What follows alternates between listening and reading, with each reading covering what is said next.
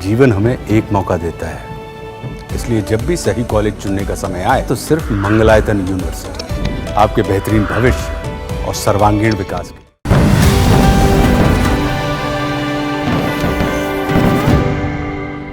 हाल ही में भारत द्वारा चलाए गए ऑपरेशन सिंदूर में पाकिस्तान को करारी शिकस्त झेलनी पड़ी। इस ऑपरेशन ने न केवल भारत की ताकत को दुनिया के सामने साबित किया, बल्कि पाकिस्तान की रणनीतिक विफलता को भी उजागर कर दिया। लेकिन पाकिस्तान है कि हार मानने को तैयार नहीं। बार बार वो भारत के खिलाफ बयानबाजी और बेबुनियाद धमकियों का सहारा ले रहा है।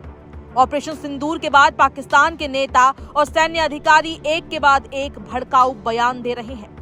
पहले पाकिस्तान के सेना प्रमुख जनरल असीम मुनीर ने भारत को परमाणु हमले की धमकी दी। इसके कुछ ही समय बाद पाकिस्तान के पूर्व विदेश मंत्री बिलावल भुट्टो जरदारी ने भी भारत को चेताया कि अगर सिंधु जल संधि में कोई बदलाव किया गया तो यह सीधे तौर पर जंग की वजह बनेगा।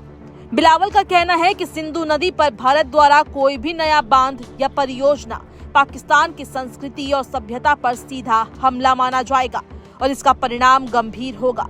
पाकिस्तान की इन धमकियों का भारत में विरोध हो रहा है।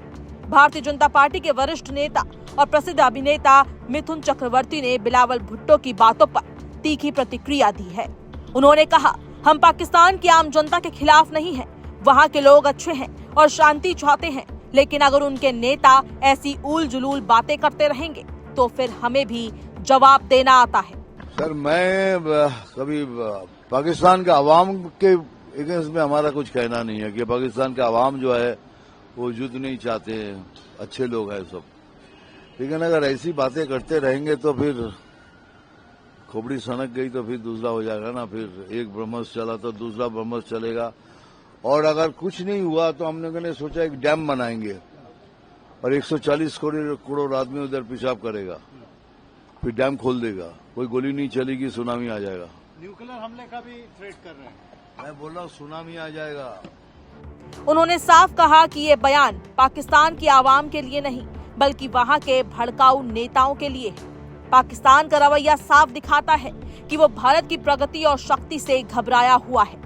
जब भी भारत अपनी सीमावर्ती इलाकों की सुरक्षा मजबूत करता है या जल संसाधनों पर नियंत्रण को लेकर कदम उठाता है, पाकिस्तान बौखला जाता है। सिंधु जल संधि जो 1960 में भारत और पाकिस्तान के बीच हुई थी, उसका पालन भारत ने वर्षों तक पूरी जिम्मेदारी से किया। बावजूद इसके पाकिस्तान बार बार इसे लेकर अफवाहें और झूठ फैलाता रहा है।